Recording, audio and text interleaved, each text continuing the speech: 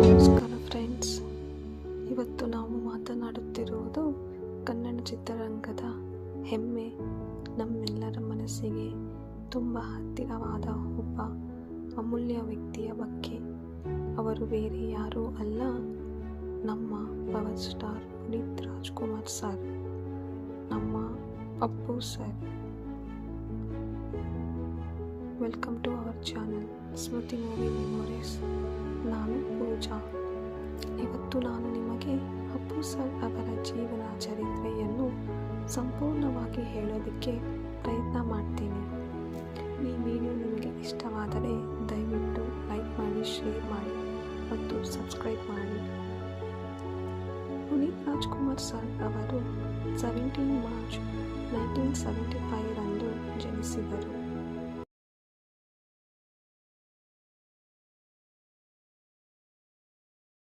Full ವಿಡಿಯೋಗೆ YouTube channel ನೋಡಿ.